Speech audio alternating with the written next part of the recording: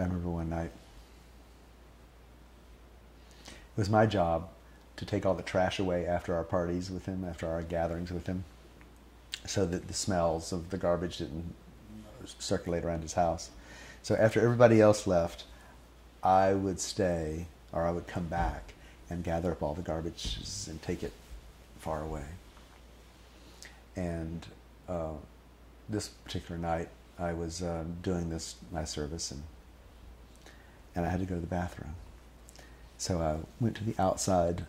There was an outside bathroom available from the outside between the two houses, and I slipped in there and did my business. And just as I was getting ready to leave, I was just reaching for the door, and I heard the kitchen door open, or start to open. Heard that knob switch down the 30 feet down, 25 feet down. And so instead of reaching the door, I just hit the light switch. And I heard the door open and shut. And I imagined somebody walking by this little bathroom going into the next house. Because I'd been out there before and run into people, and I was invading their space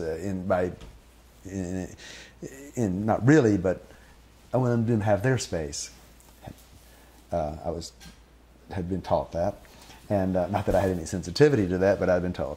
And so so I was waiting for the person to walk by and go into the room, go around the corner to the other house in the complex there. And so I waited. And then I went, well, just to be sure, I'm going to imagine it all again. Open the door, walk down, and around. So, okay, I've done it twice. There's no way I'm going to run into anybody. So, and just to be sure, I turned the doorknob like so slowly it didn't make a sound. Just I didn't want to have any disturbance. And I just get it all slowly turned, open the door so the blinds didn't shake. And I opened the door, and there's Master Doc. And he's looking, he squatted down like this. And he goes, says, Frank.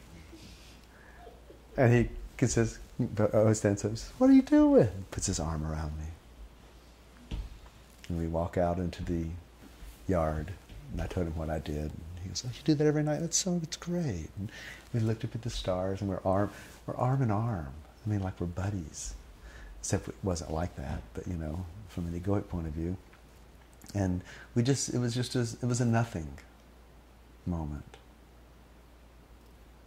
It had no meaning. It was not like, oh, I learned this from it, or it was nothing. It was so nothing. It was so, but he was so loving. He was so caring all the time.